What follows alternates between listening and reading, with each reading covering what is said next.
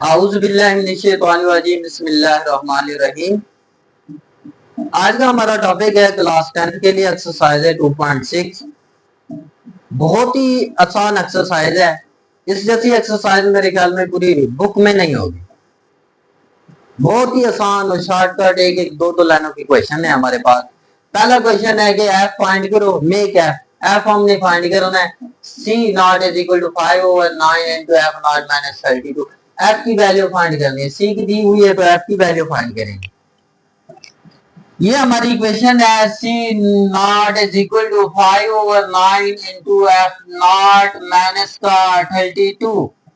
ये 9 डिवाइड हो रहा है, इधर आके मल्टीप्लाई हो जाएगा। 9 C naught is equal to 5 into F naught minus 32। 5 multiply दूसरी साइड पे जाके divide 9/5 C naught is equal to F naught minus का 32। हमें एफ नॉट चाहिए माइनस का 32।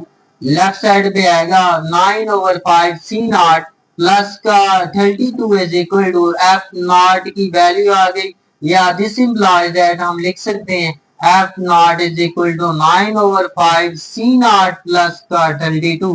ये हमारा जवाब आ जाएगा। बहुत ही आसान क्वेश्चन है। इसी तरह इसका सेकंड पार्ट है I is equal to P R T. इसमें वो कहते हैं दो पार्ट है। पहला पार्ट है पी की वैल्यू फाइंड करें, दूसरा पार्ट है हमारे पास टी की वैल्यू फाइंड करें। तो पी की वैल्यू फाइंड करेंगे, पहले हम इक्वेशन लेंगे I is equal to P R T.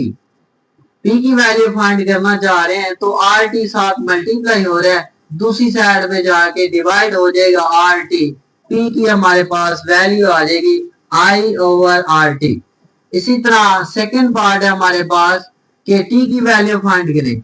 Second part T की वैल्यू फाइंड करेंगे तो अब हम पी और आर को दूसरी साइड पे लेके जाएंगे।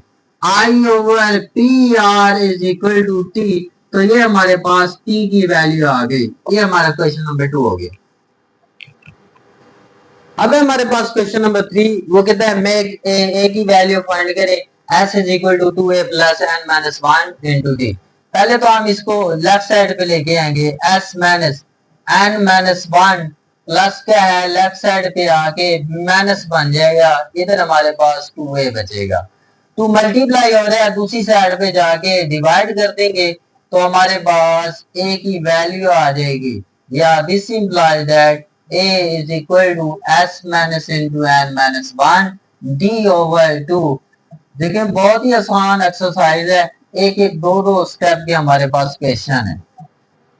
क्वेश्चन नंबर 4 है h को एच मेक h की वैल्यू फाइंड करनी है। v is equal to pi R square h की वैल्यू फाइंड करेंगे तो पाई आर स्क्वायर हमारे पास मल्टीप्लाई हो रहा है, दूसरी साइड पे आके डिवाइड हो जाएगा, h की वैल्यू आ जाएगी। या this implies that h is equal to v over pi R square. ये हमारे पास h का रिलेशन बन जाएगा। Other question number 5 is equal to 1 over 2h into b1 plus b2। Find h, make h की value find करनी है। सबसे पहले 2 डिवाइड हो रहा है, दूसरा हो जाएगा 2a is equal to h into b1 plus b2। अब h की वैल्यू फाइंड करनी है तो b1 b2 मल्टीप्लाई हो रहे हैं h के साथ, दूसरी साइड पे आके डिवाइड हो जाएंगे b1 b2। h की वैल्यू आ जाएगी। या this implies that h is equal to 2a over b1 plus b2। ये हमारे पास h की वैल्यू आ जाएगी। इसी तरीके से हमारा क्वेश्चन नंबर 6 है। वो कहते हैं y is equal to mx plus c।